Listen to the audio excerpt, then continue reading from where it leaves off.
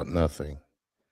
Yeah, or well, it's just like I said. Basically, I forgot that it's the first Wednesday of the month, and we got to have a topic.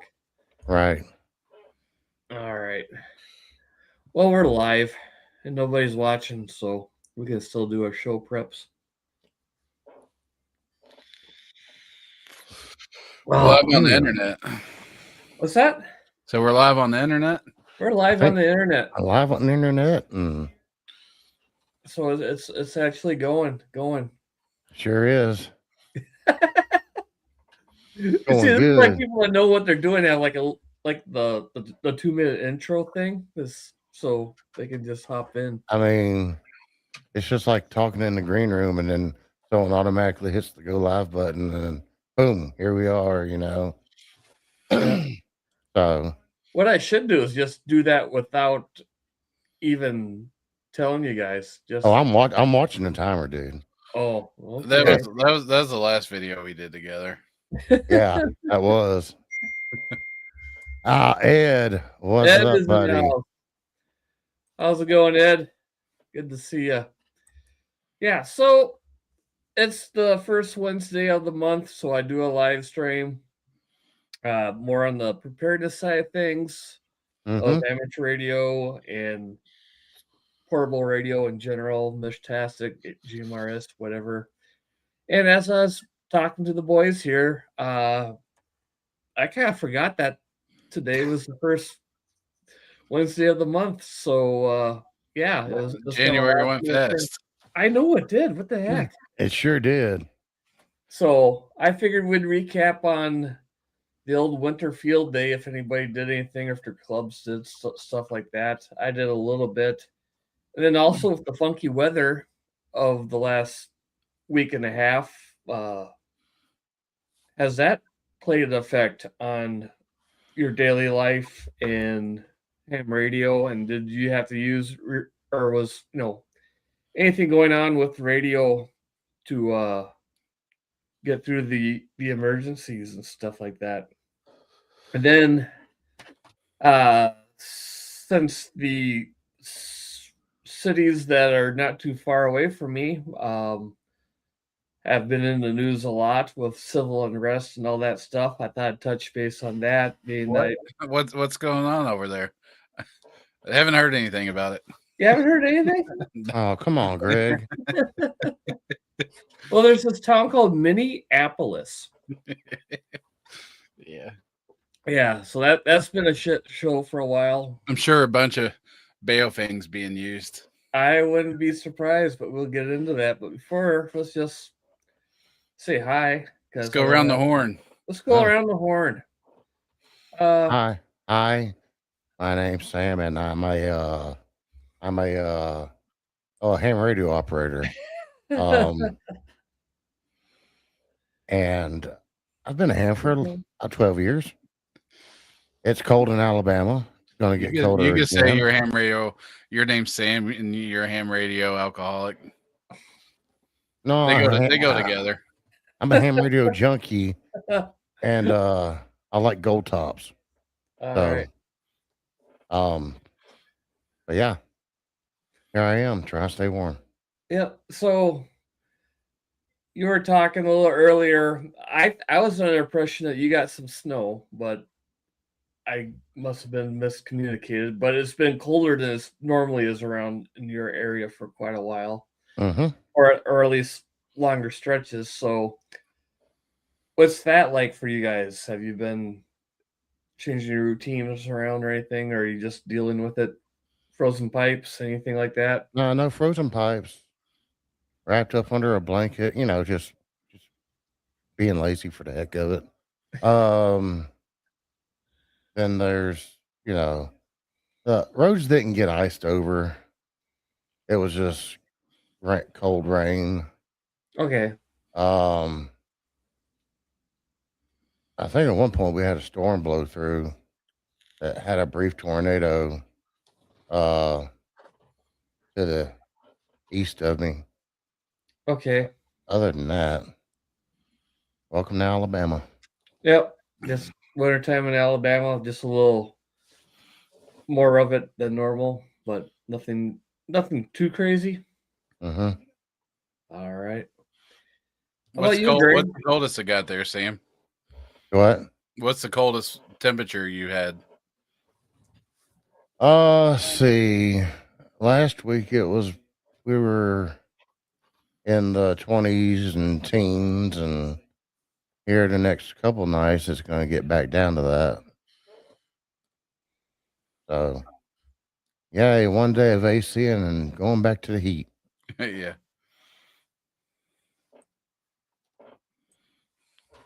Sure.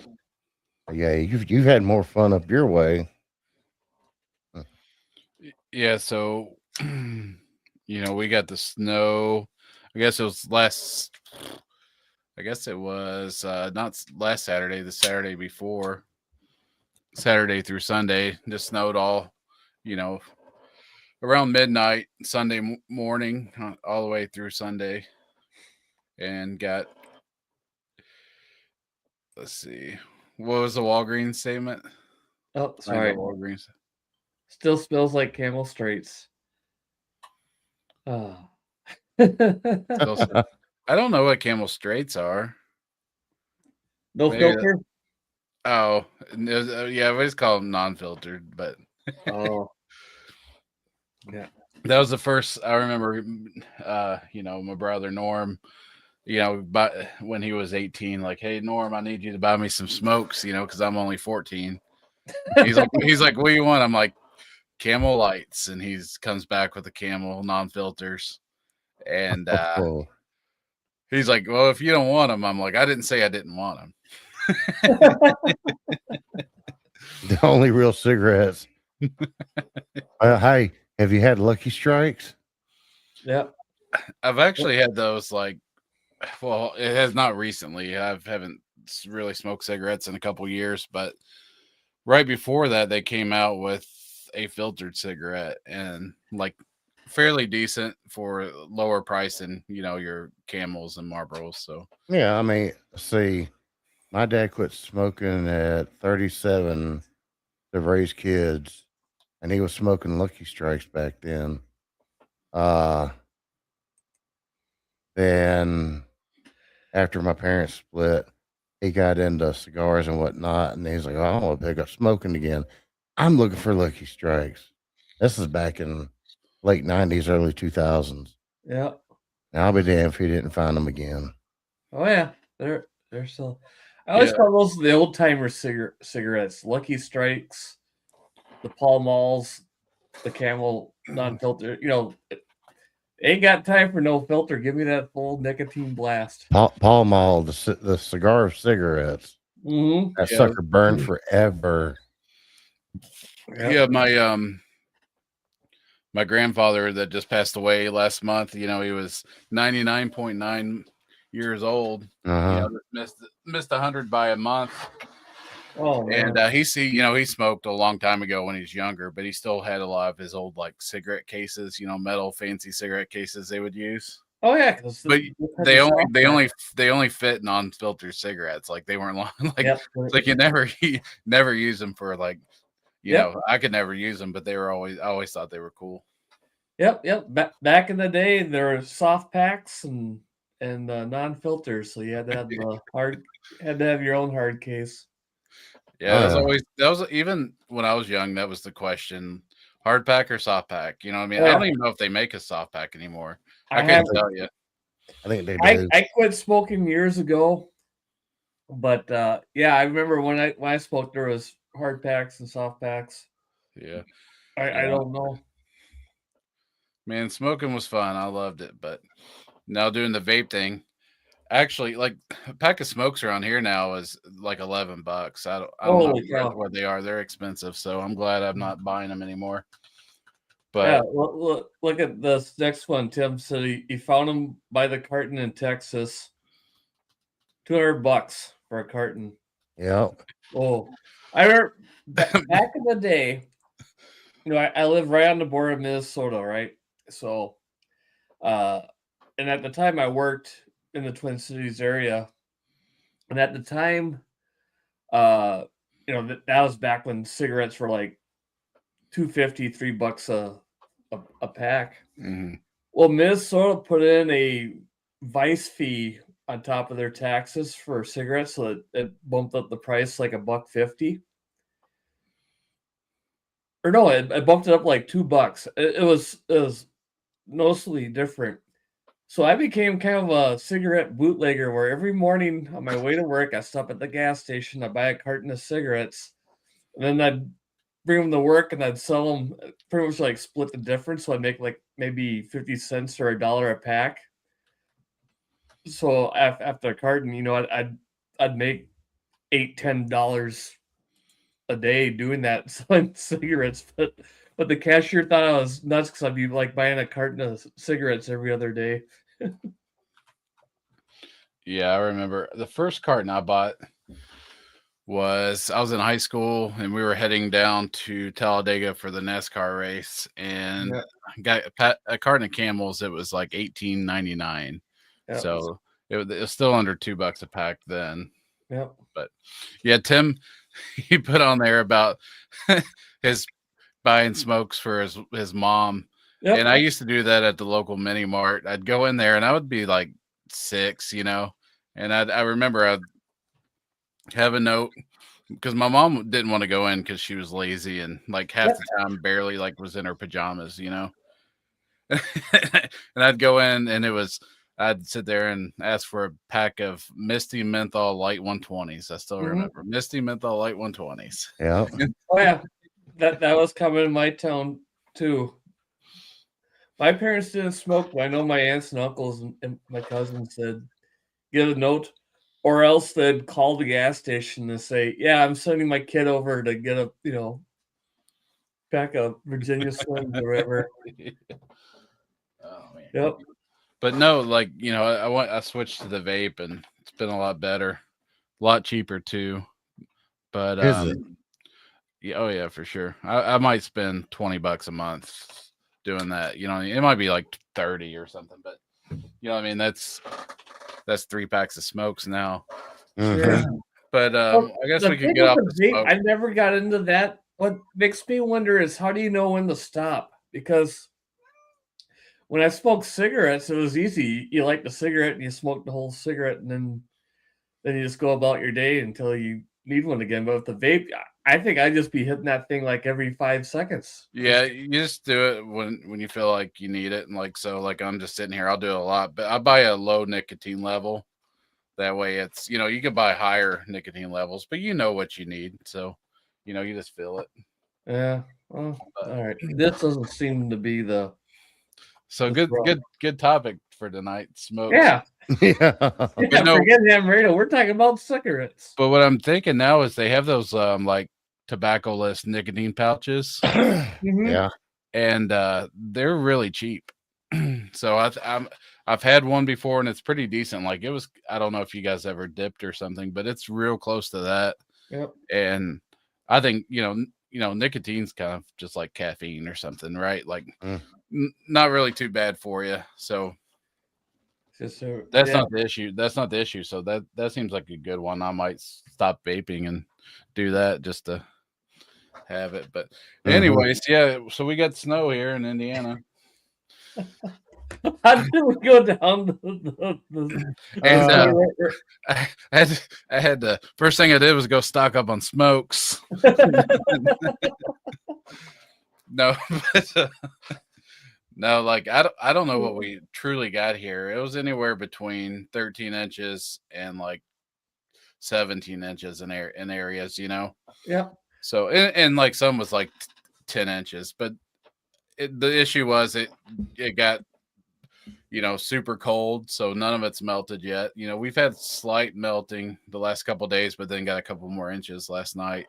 Sure. So it's still snowy. Roads are good though now. It took a little while, but Now you have you four-wheel guys drive truck, and Indiana does a really good job. Like at least this area in southern Indiana does a really good job clearing the roads. So if you might only have one lane on a two-lane highway that's clear, or you know what I mean, like if it's 2 lanes going the same direction, they're not clearing the other one till later. They're worried about one, okay. and it it works out, and they do a good job.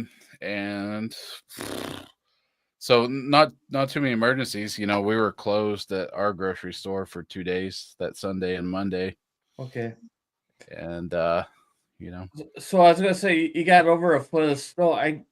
No, you're not that far south from me, so you guys typically get some snow during the year, but do you usually get like a foot at a time, or is that pretty rare? the last foot I remember was when I was in Plainfield, and that would have been about 11 or 12 years ago. Okay, so Getting a foot, but you know, we'll get 6 inches and stuff like that. But you know, if you get both times that happened, it was always bunch of snow and then dropped really, really cold where the snow just stuck around forever. You know, Mhm. but All right, so you're not snow covered the whole winter. no, Okay. rarely. So you're kind of on the edge where you get snow, but it goes away after a little while. So Yeah, it's normally melted. You know, half a week or something. Like okay. this is the longest snow coverage I've had. In 10 years. So All right. Wow. All right. So you guys typically have some. I mean, obviously you have snow plows, but you don't have like we have up here in Wisconsin and stuff where we have, you know, crews of them out there, and if we get a foot of snow, they clear everything pretty quickly. So we get quite a bit. They do a good job. It's never been an issue where I've had to run off, and they're treating them 2 days before as well, right? They're Yep. doing the brine, which I hate. That causes everything to rust too. That brine's terrible on vehicles. Yeah. But it does help for that initial snow and melt and stuff like that. But sure. All right. Tim was just asking where you're at. He's thinking Southern Illinois, but no, I'm in Mitchell, Indiana. So I'm just a little southwest of Bloomington. I'm about 50 minutes from Bloomington and about an hour north of Louisville, Kentucky. in about 12 hours from me. Yeah, which is only like a state and a half away, but it's the biggest states, right? Indiana, Illinois, Wisconsin. It takes a while to drive through Illinois. Yep. That's Yeah, for I could get to Florida in the same amount of time I could get to Shane's place. Wow. But Illinois is not that wide, but it's very long. And same thing with Indiana. And you pretty much gotta go through all of Illinois to get to Indiana and then down again. So yeah, it takes a while. And then just a quick question off subject. So if you were going to go to Chicago, how many hours would that take you? Chicago, I think is 6 or 7. Okay, see that's the difference because I'm about 4. I could get to Chicago in about 4.5. You know what I mean? Mm-hmm. So that's kind of wild that I could get there, and it's still another 5-6 hours to your place. So yeah, it's I think it's about 6 hours to Chicago, right around there, depending on what you do. I don't know. Yeah, Tim. No, I'm not. There's no school. There's no college around me. Bloomington's the closest. About 50 minutes away.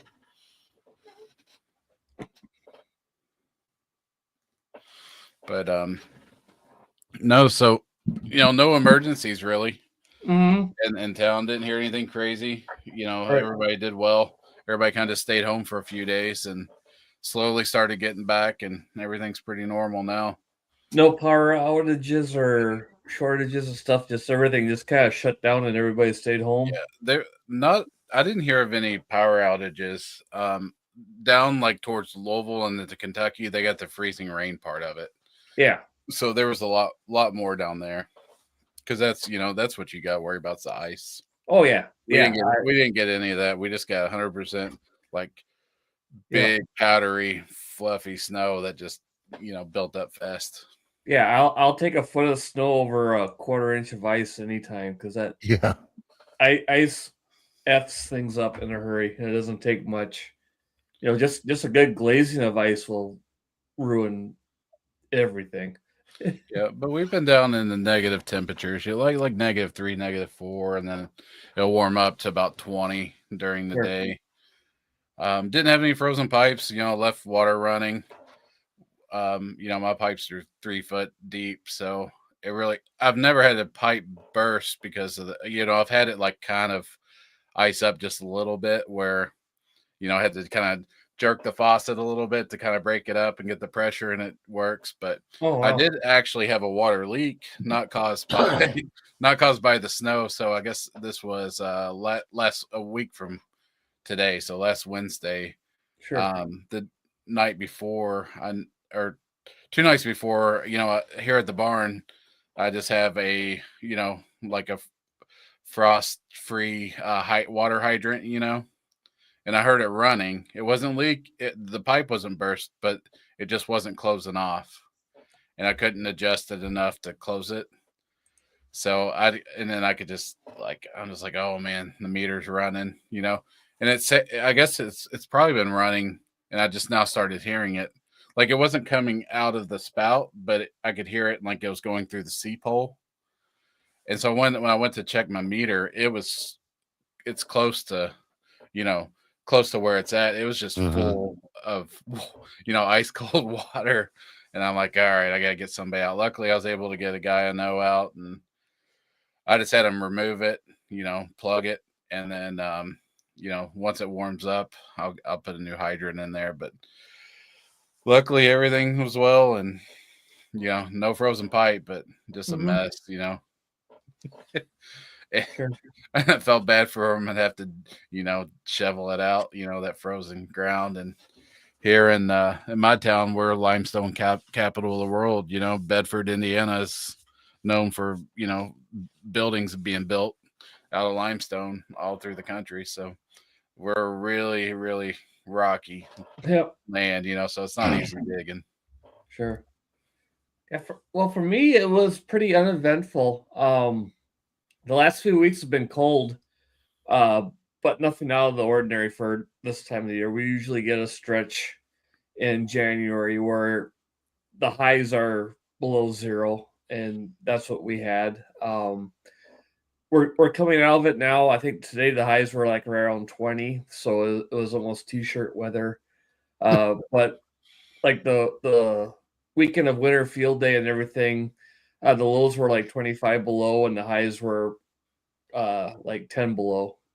So that wasn't too much fun, but it was nothing extreme, nothing typical out of the ordinary. And like I said, we usually get a couple weeks of that or a week of that, a week straight or a few days straight, and then it'll warm up for a while and we'll get another blast of that in February. But it wasn't anything too extreme.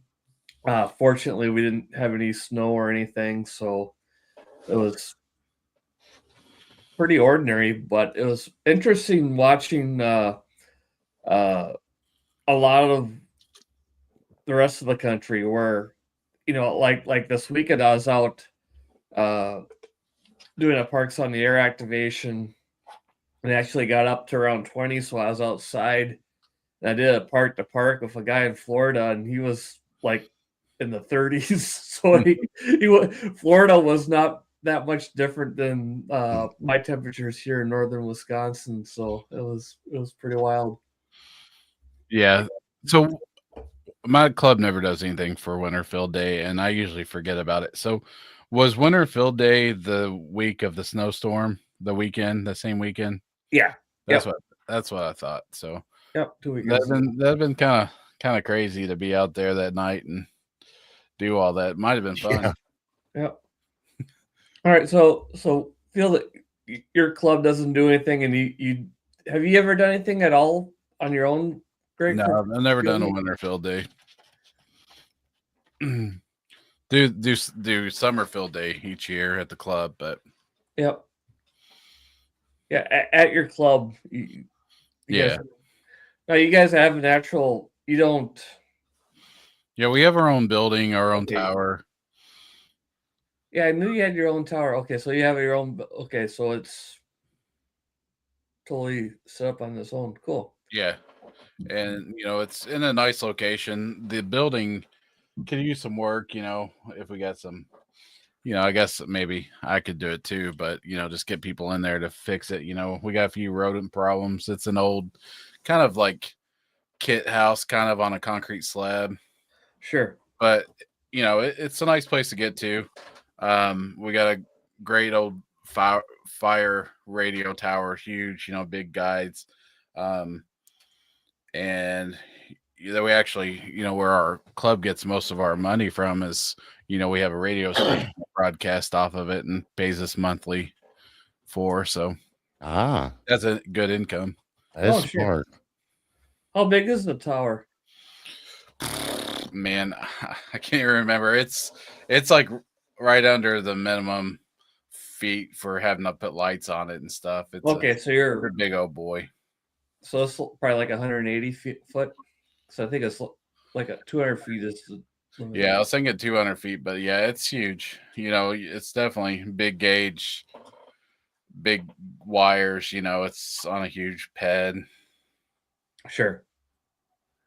I could probably find the information. You guys go ahead and talk and stuff, Sure. and I'll look up the. But and plus, it's on top of a high location for the area. Sure. Oh, wow. Yeah, dig it up. Our friend Tom, Tango Oscar Mike, who has a fantastic YouTube channel, their club canceled it due to the storm, and he worked from home QRP because that's the way Tom is. He's a QRP guy. 95 contacts. That's pretty impressive with QRP. Mm-hmm. Yeah, I was expecting to see a video from Tom because this club, they got a good setup. They worked pretty close with their county emergencies. The emergency coordinator for the county is clubs areas, and if I remember right, they set up in a park, and there's like an old log cabin that's in the park that's not heated or anything, and they set up in that, put in propane heaters, and they, if I remember right, they'd put plastic sheeting across the rafters because it's the old school, just the open rafters inside the shelter, so they put plastic sheeting up to keep the heat in a little bit. The county will bring their emergency comms truck out there, and they'll operate from that and run a generator. So they cancel it due to the storm, which I see. Sam and I were talking before we started, and Sam, you're saying that your club was going to do something, like everybody else. Yeah. Down here, it's it's cold. It was cold down here. I mean, when it's 20-something degrees outside, nobody around here wanted to be outside. Yep. Doing winter field day. Yep. So. Yep. After me and you talked about it, I kind of got to tell you that the weather down here in Alabama was just it was crazy. Yep. And my initial reaction is like, what a bunch of wussies, blah blah blah. It's winter field day. You're training for emergencies, train how you fight and all that kind of stuff. But it sucks if you don't have to do it. Why do it? And Tom, he made up a good point here where normally they go to that park, but he says they rented words are tough. Let me try to talk. He rented heated cabins this year, and they were an hour away. So driving an hour in a snowstorm is like, yeah, that's not a good idea. I'm all for pushing your limits and taking advantage of a bad situation to be a good learning experience. So, how to operate if the winds are blowing and the rain's falling, you know what to do. But if you're going to be driving through that stuff, to it. Why risk Mhm. spinning out and putting your car in the ditch and having to dig out for a few hours, or worse? It's just eh.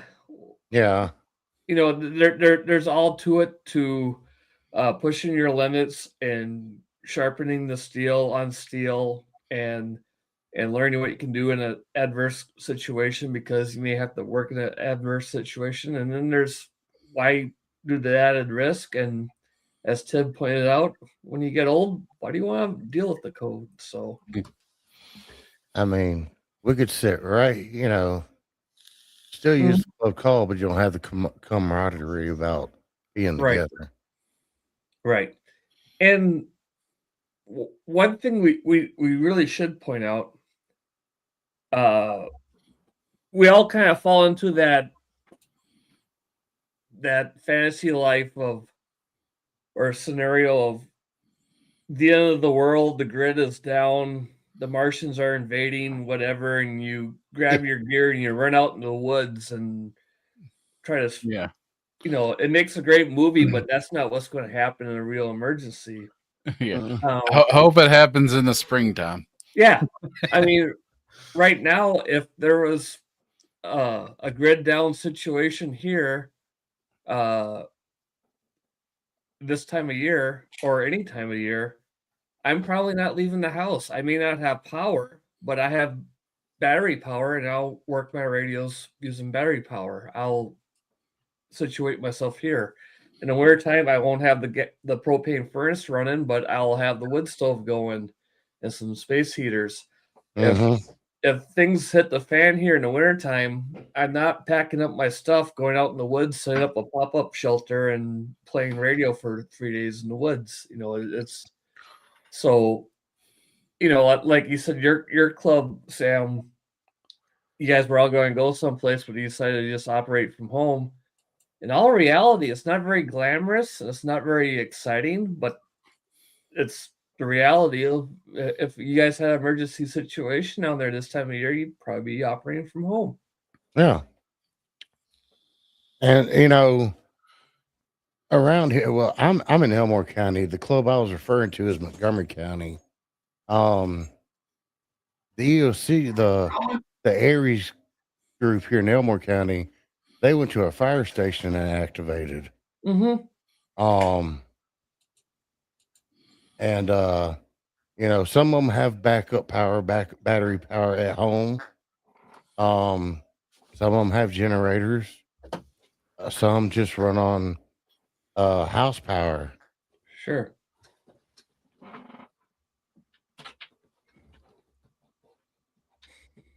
So there's that. Yep. And the Montgomery Club, the Red Cross is moving into a smaller space, and the Montgomery Club is looking for a new home. Hopefully, they'll land it at the EMA, but we're waiting on that.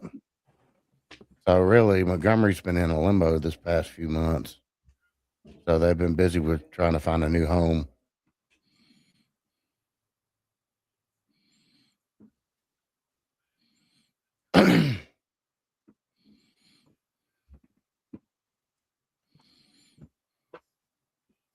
Older. I mean,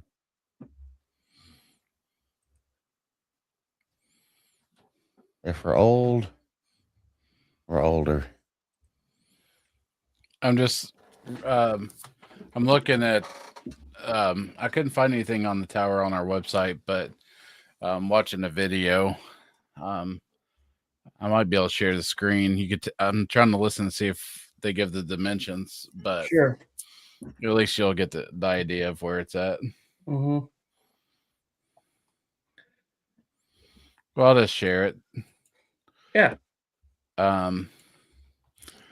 Let's see if I can figure out how to do this though. Is this the watch screen, share screen?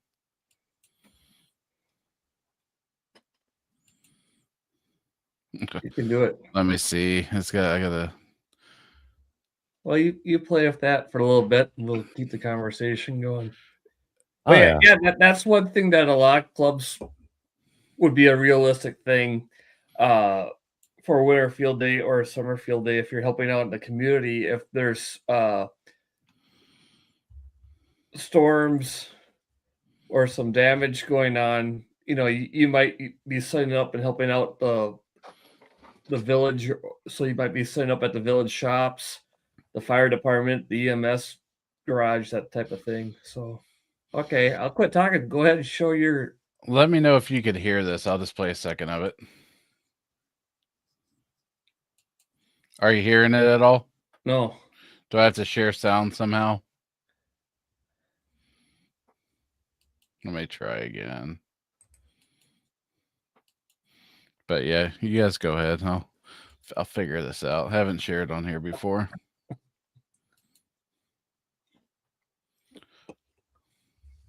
If you could drop in the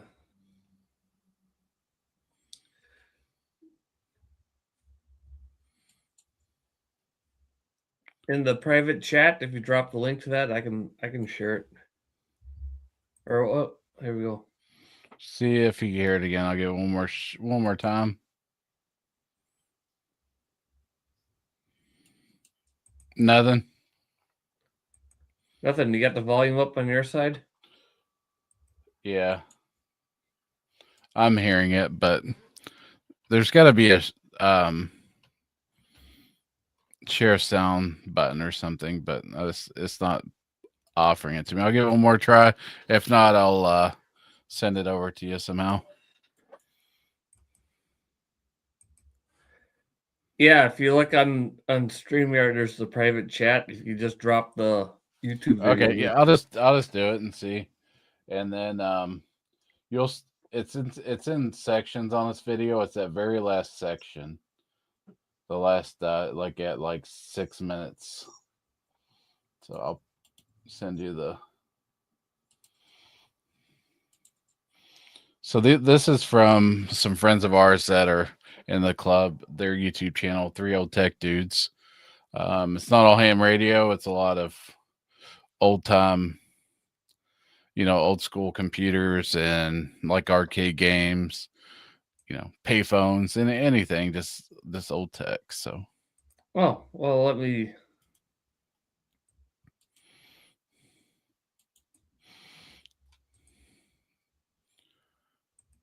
If you see the link in there, give it a whirl.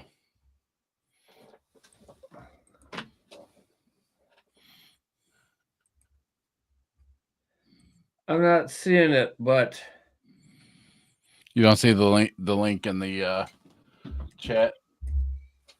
Oh, 3 Old Tech Dudes.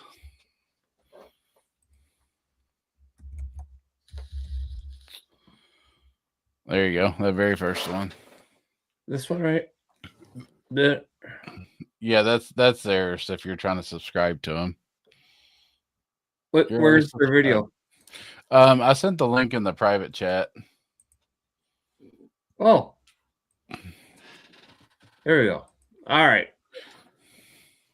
And then if you go to that last section about 6 minutes in, it's about the repeater at our club, the whole video, but then they go outside and show the towers. We got a couple towers, but don't sleep on this one. Night. Grab your I ticket. can hear it. No. We rolling? Yep, we're going. Yeah, go to about 6 minutes in. Justin. I'm Nathan on the camera. Nathan's back there running the camera. Today we're This is our clubhouse there. Nathan. Read it, Tammy. What we're up to? Yeah, absolutely. So that's the 3-1. Yep. Which is this thing there. You can see it there. That's the There's 3-1. our tower. Let me walk up to it without falling over in the mud. Hard spot in the viewfinder, right? Well, yeah. There you go. So that's a 3-1 antenna. Notice it's really high above the roof of this thing, but that's where all the coaxes are coming out. And you notice that they travel all the way to there. Oh, To wow. our small tower, and as you zoom into so way up there, which I believe should be the end. One So of they're those running their one of those repeaters three. there. And Yeah, that's a long way up my tower. So we have a good setup because we're on a high hill for the areas Yeah. as well. So We also have another smaller tower. Well, smaller being not as high up. That we actually have an HF beam antenna, which looks like a big Yagi, or almost like a giant TV antenna on the top of it. But that's it. You don't It's have like to a watch it all, 70-foot but stub. that's the club property there. So yeah, we kind of enjoy out here a little bit. A little bit snowy today. yeah, wow. Yeah, you can kind of see the thing. You can see the snow falling in the. Oh yeah, you can see it. Yeah. So that's an overview of amateur radio repeaters. Just a simple ham radio video for especially for newer hams, I guess. Cool. Yeah, and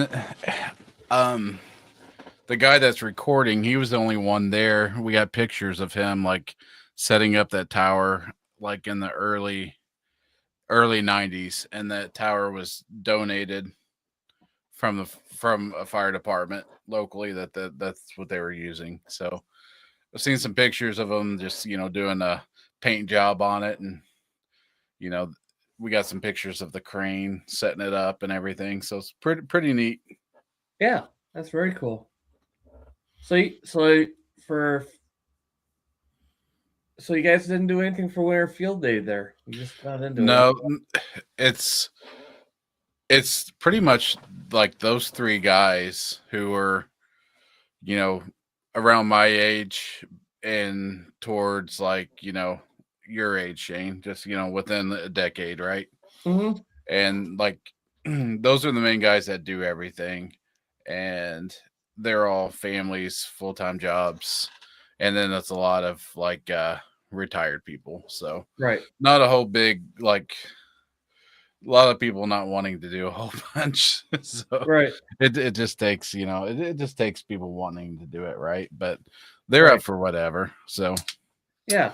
And to do a field day event at the club, you don't have to get too extravagant. Just show up and put some radios on. Oh please, ours they have a list. They make a schedule, who operates what and when.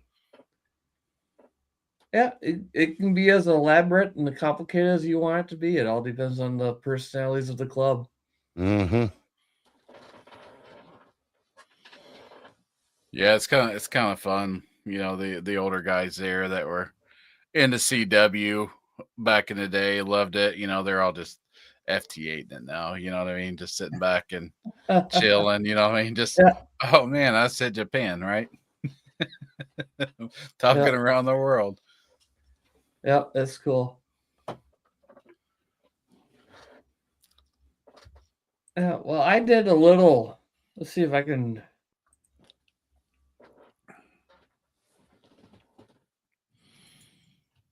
Sure. If I was a little bit more prepared, I'd be prepared.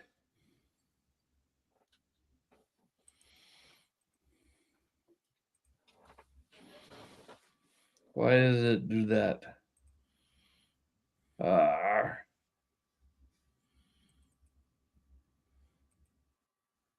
right, here we go. So I went out and let's see if I get this in a slideshow. Nope, it didn't. But basically, I just went out with my truck. I got. Is this Saturday evening or? No, I went out or? Saturday during the day. And why is this not doing a slideshow? You bugger. Excuse me while I try to figure out how to work my own computer. Yeah. Screw it. Well, at any rate, I just went out Saturday. My original plan was to go out to one of the local wildlife areas. That's a Parks on the Air entity, and set up a pop-up fish shelter put the propane heat going, and my original idea was to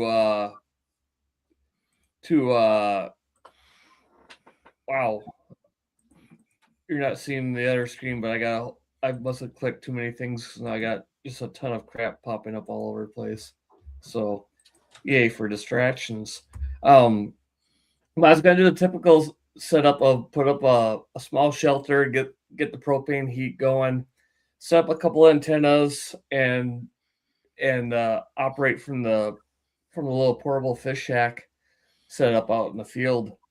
And I was gonna be like Tom and our friend Kevin and just operate QRP. I was gonna bring the 705 out. My goal was to just do a lot of hunting and try to make at least 50 contacts during the day. But as I saw that the highs were going to be around 10 below zero and the lows around 25, my ambition went away. I got a little lazy, as you would expect. So I decided to just operate from my truck.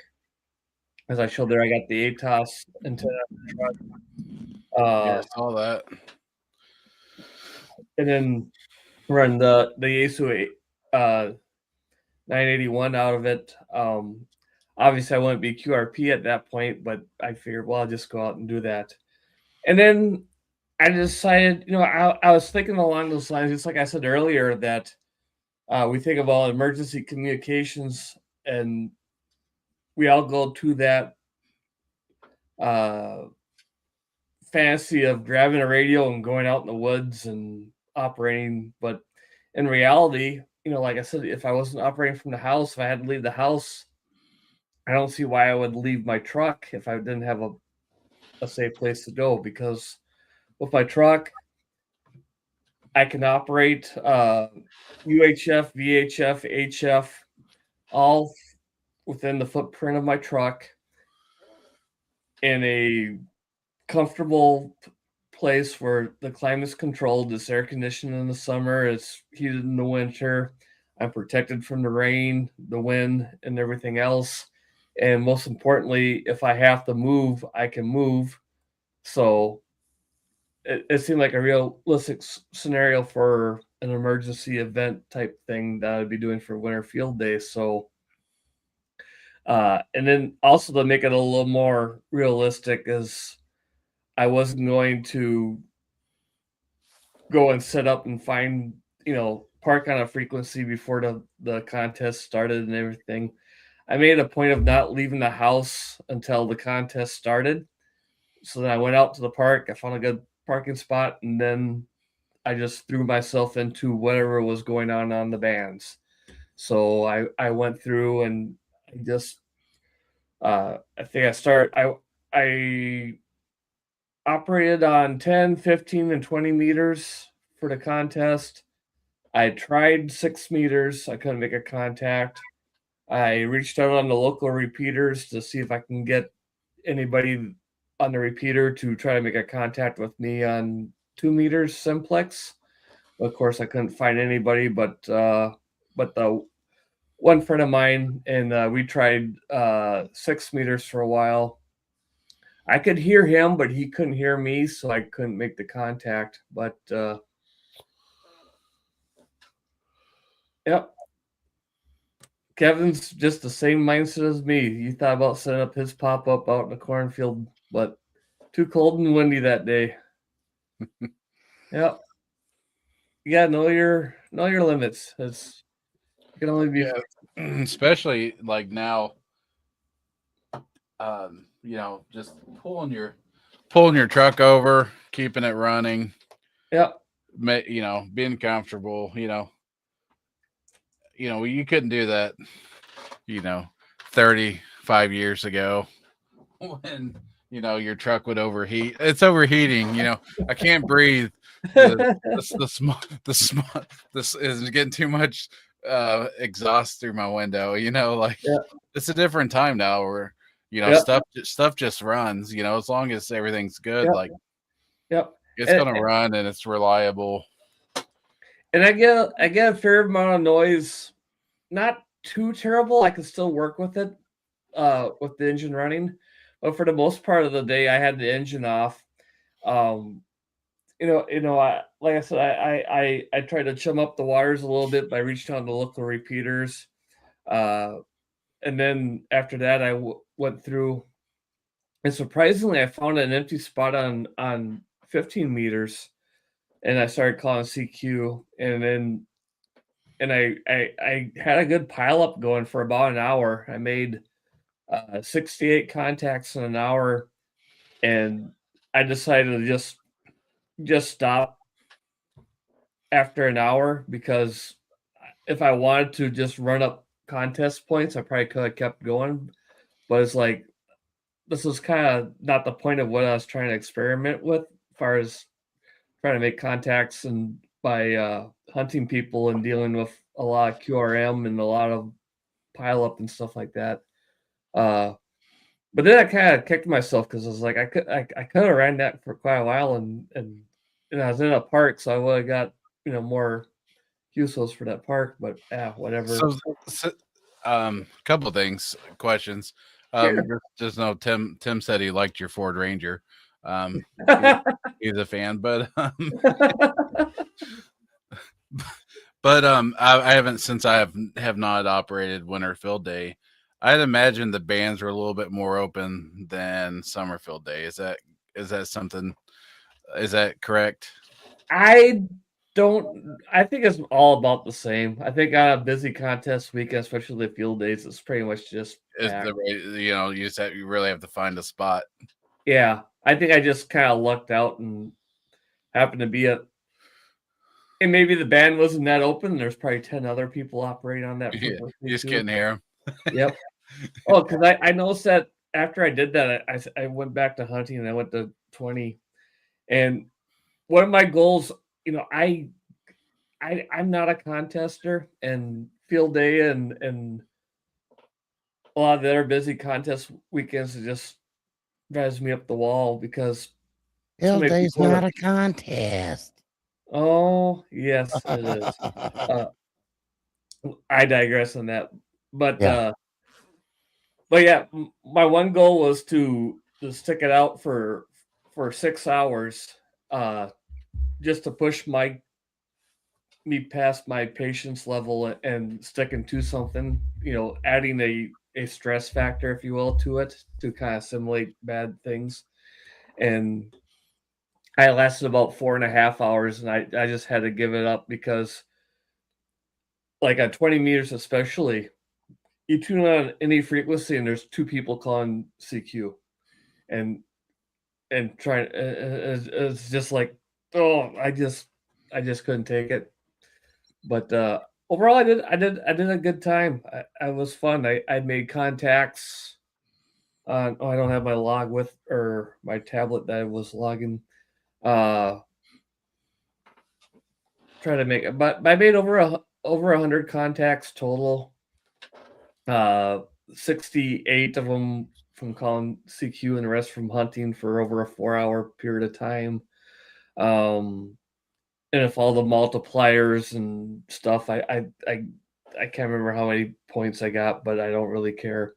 And I only know because every other time I've done field day, I've never turned in a log to actual field day. I've just done uh done the activations at Parks on the Air active entity. So I just kept the portal log and turned that in. But I was using that Polo app, and it has a nice template where I could keep the Winter Field Day log and a Parks on the Air log on the same log, and it spit out the right Oh, okay, that's pretty things. sweet. So I didn't have to think of anything. So What HF radio? You might have mentioned it, and I wasn't paying attention. But which radio do you decide to use? the 891, so I could run the ATOS. Oh, okay. Yeah. Gotcha. Yeah. I was going to do the 705, but then it's like I didn't want to deal with frozen coax, basically.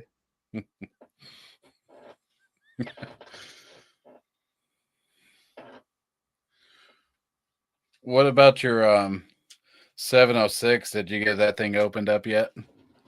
Oh, as far as doing the Mosmart, no, I haven't.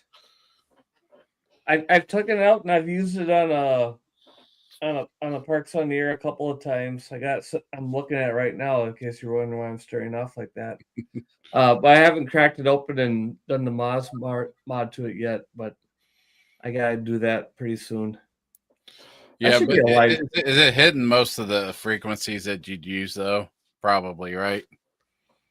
Right. Oh, for HF it works fine, but it's The 2 meter and stuff. yeah. For those that don't know, Greg has an old ICOM 706, and every time we've met up, we've used his radio. I just really like that thing. So I don't have a real need for one, but I just wanted it because I just like that radio.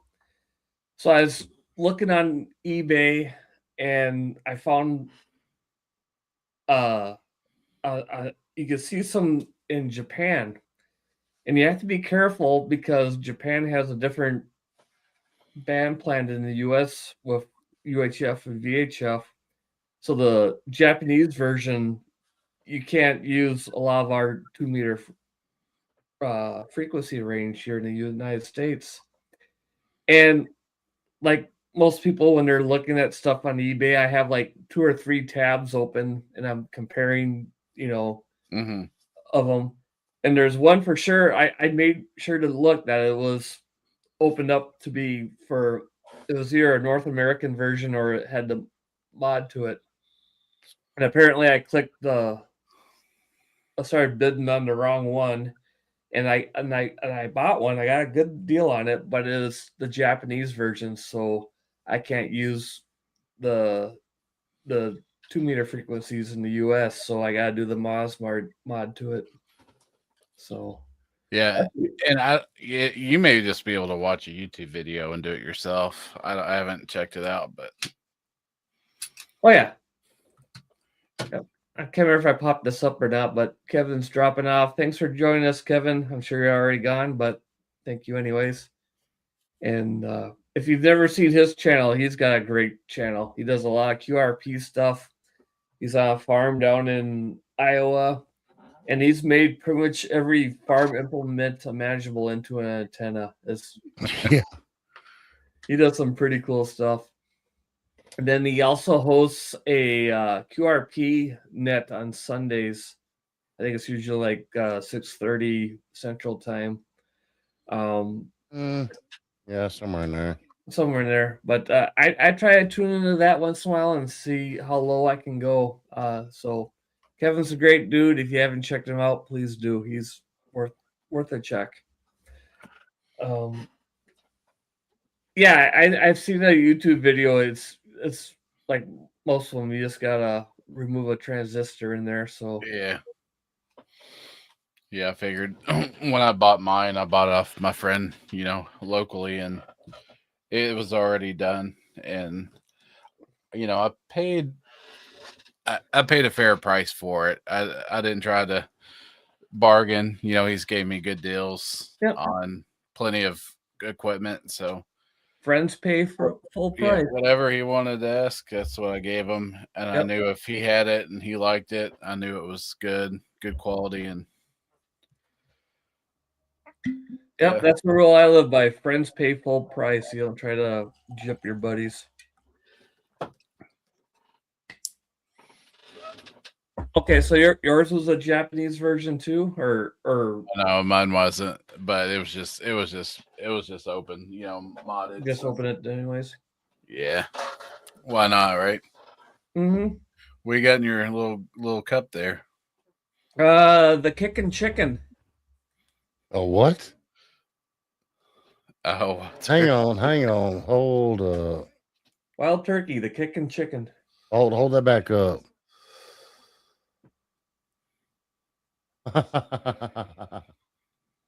Nice. That's always a good one. Nightcap. Yep. I gotta learn how to do that again. I did the dry January thing. I should have, but didn't happen. No, we saw the live stream.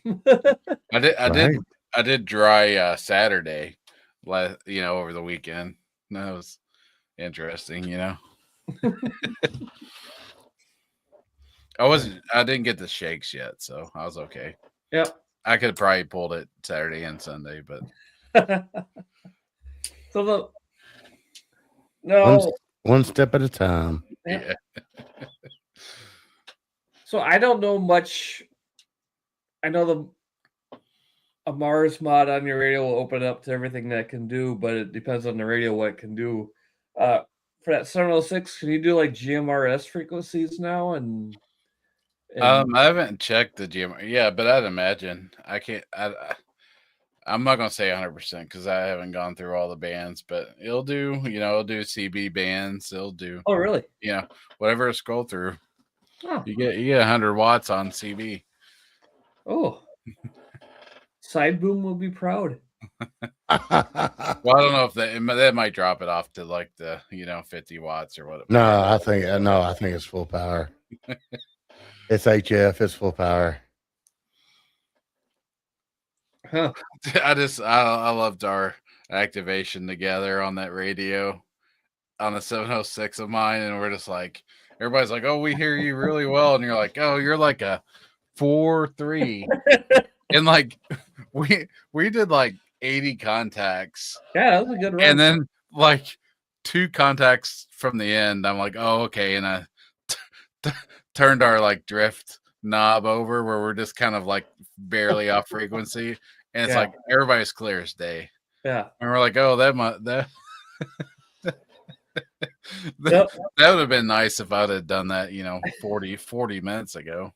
Yeah, but that's so now I check that knob every time now because that knob's so easy to turn that it'll throw you off. That was funny. That was one of the toughest activations I had because everybody was coming in very weak signal, but there was just bam, bam. Like you said, we had a good run. We had about 80 contacts in about an hour and a half or whatever. So it was steady, but it was very hard. Everybody was giving us good signal reports. Yeah, we were getting, "Oh, you're a 5.7, 5.8, 5.9." And we're like, "Yeah, you're a 4.4, 4." Yeah.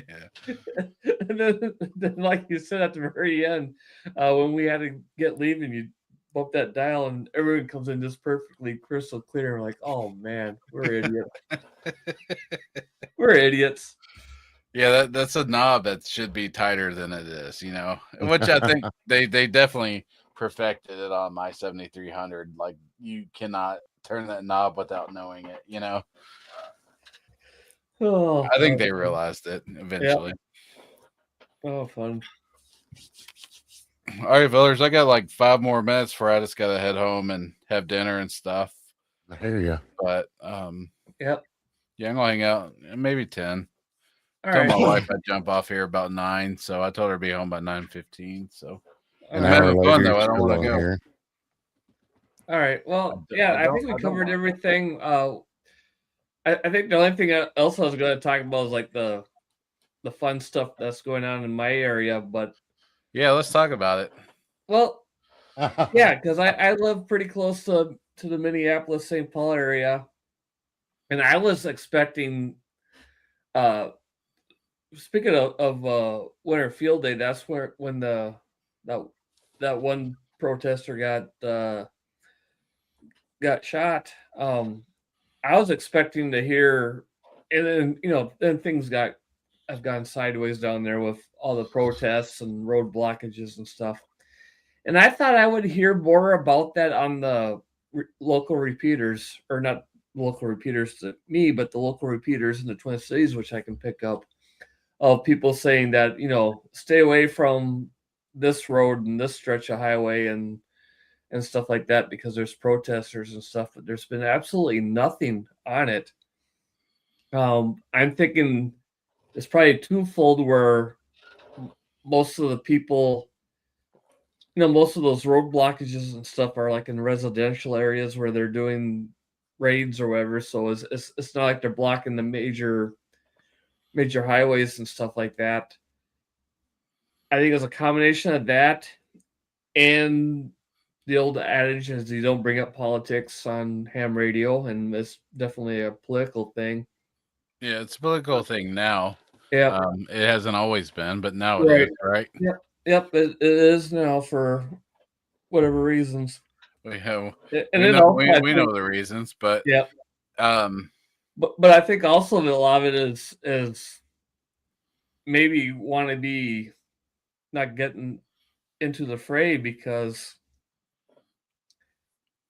people are probably afraid that some of the players are listening in, and if you're tipping things off and you're giving your call sign and they can look it up, they might come and smash your windows or something. could be. I But don't think that's a like, realistic thing to worry about, but I don't know. It just I remember, so stuff's changed. So this has been what? Mhm. Holy moly! January 6th. The Capitol thing. That was 2000. Was that in 2021? January 2021? Does that sound right? Yeah, that'd have been right. So I know then, they had the pictures, you've seen the pictures of the guys with bayo fangs and Oh, yeah. radio communications. So if you were just listening simplex over there, you would have probably pulled out a lot of stuff. Yep. But now there's a lot more stuff that came out. Don't think they're using the radio as much as they are using their cell phones and those Yeah. encrypted chats. You know what I mean? Like, what was it called that they were? Oh, like WhatsApp and Signal and other stuff Signal. like that. So I Hello. think most of that's going through that now instead of the radio. So you're not hearing as much radio chatter. Oh yeah, yeah. I bet a lot of them, that they're probably using Discord servers and Facebook groups and stuff like that for organizing stuff like that too. An interesting thing. Like Tim knows what's going on. Yep, Tim's a smart dude. Tim's a smart dude. I remember, with the Balfangs, with the capital fund.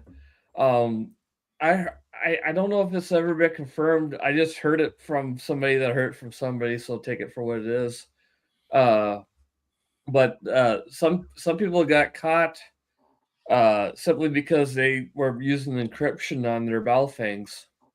And if you think about it, I've always, we talk about the prepper mindset thing where people always say, I want to use encryption. I want to, because I don't want just the common people to know what I'm talking about, for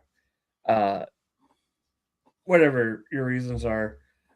I would go against encryption, especially in Washington, D.C., because, well, first off, in that area, there's every military, every alphabet agency out there. If they're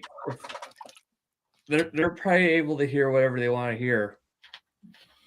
But just for me, if you want to stand out in the crowd and start using encryption over to open ham frequencies because it's going to be so damn noticeable, they may not be able to hear what you're talking about, but they're going to know that you're talking and you're talking on encryption. So to me, it just seems like you're just putting a spotlight on yourself and just waiting to be triangulated,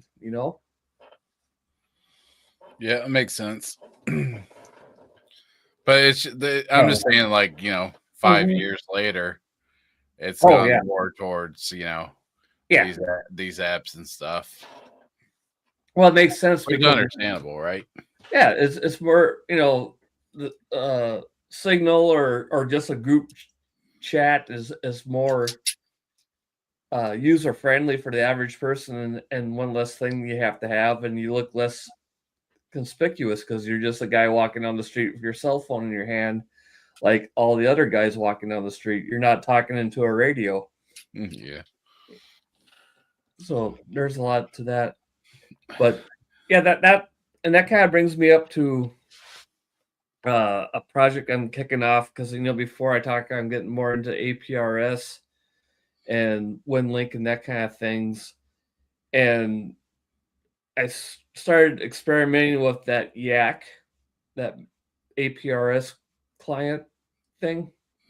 Smart Jason KM4 ACK has a lot of videos on that.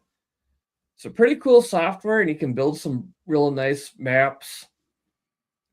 And you can add, just like all your APR stuff, you can add objects to it with a click of a mouse. And the cool thing is you can keep it private. You can put it onto the iGate, so it goes out to aprs.fi or whatever it is. Or you can set it to transmit on your radio to share with other people. But I see, especially for all general practical prepping reasons, whether it's weather, special events, or like the stuff that's not too far from me, social unrest, having that mapping software and able to, or having a nice live action map that you can share via the internet or by radio, and you can message on it and you can add objects, so that way you can, if there's a storm that's come by through, you can mark which where there's trees across the road, say a tornado comes through, you can mark off where trees are across the road, where bridges are washed out, where water's over the road, that kind of stuff to keep everybody informed. If there's civil unrest, you can put out, hey, this is where the rioters are, this is where the protesters are, this is where the cops are, this is, stay away from this street, and that kind of stuff. So I'm going to be doing a little bit more on that, and maybe we can do a stream on that to show how useful that would be for Yeah, I'm interested. I have no idea of it. Maybe I'll watch some Jason's Mhm. videos. That sounds good. That looks. That sounds like fun. So All right, good messages. I gotta go home. No, She's just telling I me, saw you like, look down and like, oh, the message is calling. she's just telling me dinner's on the stove, and when I'm done, put it up. Yeah. Like I was just gonna leave it out all night, which I do. If she, All right. Well, we can wrap things up. But the craziest thing. All right, let me give you a together. scenario. Right, you order a pizza, and you eat pizza, and you leave it out overnight. So at the most, it's been out, 10 hours before you wake up in the morning. Would you still eat it, or would you chuck it? Because I would just eat it right away. But my wife's like, "Oh, this is bad. Throw it away." I'm like, "This pizza's good on the counter for 2 days. I don't, I don't put it in the know. microwave. Well, Rub some dirt that on brings it." me back to the college days where you see something like, is that any good? I don't know. So you take a bite out of it. Yep, that's still good. Or you spit it out. Yep. Yeah, I just don't like waste. Everything's fine. It's all, Yeah. like when you go to order a pizza from anywhere, it's all pre-cooked meat, right? Like even if you just ate the pepperoni raw, it's pre-cooked. Like it's not gonna make you sick. Mm-hmm. So I don't know. If it could stand stay in a make line and throw it in the oven. It's probably those things are probably good for 14 days, 2 weeks. Just Mhm. refrigerated. It's gonna be fine for 10 hours. Don't throw it away. Yep. Tim has your back. Yeah. It's in the box, but I can't close the lid right, so it's kind of what I mean. It's kind of sticking up a little bit. He'll be fine. You'll be fine. Yep. Yeah. Oh, fun. All right. Yeah. That's all I got. Yeah, not a lot of ham radio stuff on there, but it's good chat and Mhm. Well, I haven't talked to you guys for a couple of weeks, so thinking about smoking again now. Some I reason. know. God. If they weren't $12 a pack or whatever. Right? Yeah. It's insane. What's a carton? what Tim say he bought a carton for? It was like $200. Yeah. There was always so we would travel, I'd drive down to Texas and we'd cross into Missouri for like it's like short trip, 20, 30 minutes, you know, just kind of cutting down. Yep. And there's this huge like it's kind of like a Bucky's, but it's before Bucky's. It's called like Boomtown or Boomland. I can't remember which one. It was the craziest place. It was like a Walmart supercenter of gas station stuff, and you could buy. You know, they had a bunch of like, you know, they had all your drinks and beef jerkies, everything you want, right? And then they would have like they'd have like pictures of like wolves. You know, like people like wolves for some reason. Oh yeah. Like they'd have all that kind of decor to buy there. And this was, you know, they had a bunch of like Obama, you know, Barack Obama, like memorabilia. You know, this was when he was president at the time. And but they would sell smokes, and they had a limit on how many smokes you could buy because they had a lower tax than any state around.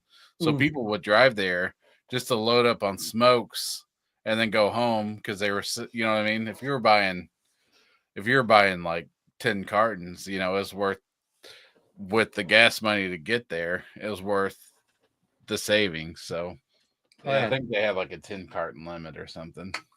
Yeah, Wolf Moon t-shirts. So, maybe some black light posters. I don't know. Yeah. But it was a really cool place. I would go in there, get a canned coffee and some beef jerky.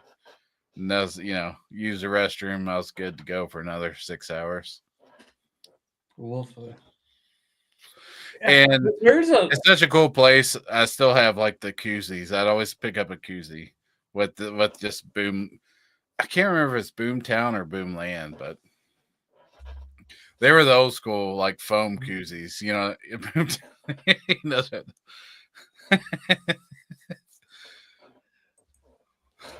yeah, the whole wolf t-shirt thing, that's a whole sub culture of humans that you see. I remember me and about twice a year, we'd do a family thing, and it'd be up by the reservation. So of course we have to end up going to the casino for a little while. And me and my dad hated going to the casino because we don't really gamble that much, but we'd go to the bar because it's cheap beer. Yeah.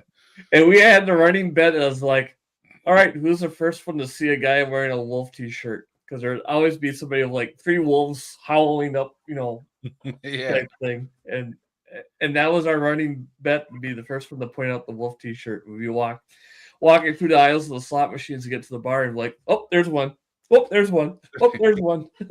And they weren't like cheap t-shirts, you know what I mean? No, Like, yeah.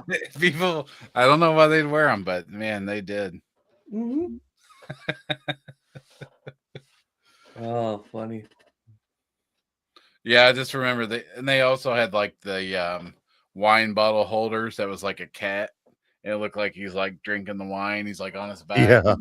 Like, you know, you get a cat or a poodle, you know, maybe a duck. You know, just, Right. like, who the hell buys this shit?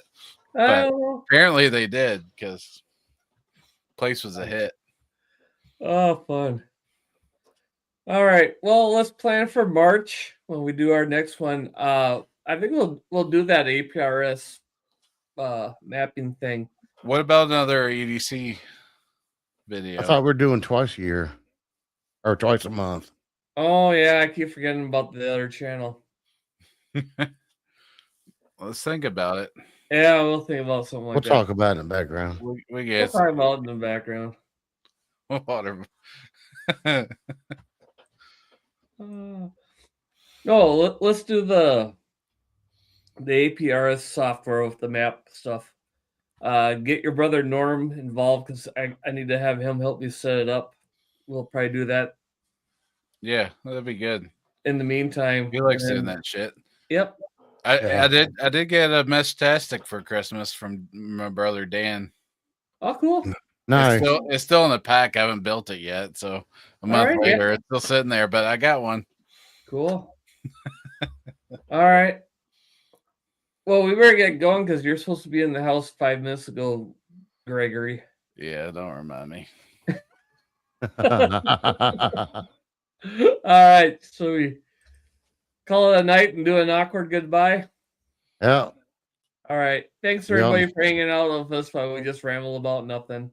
We'll We see you don't next have a time. plan, but Yeah. maybe Go next through. month we'll do better. I promise.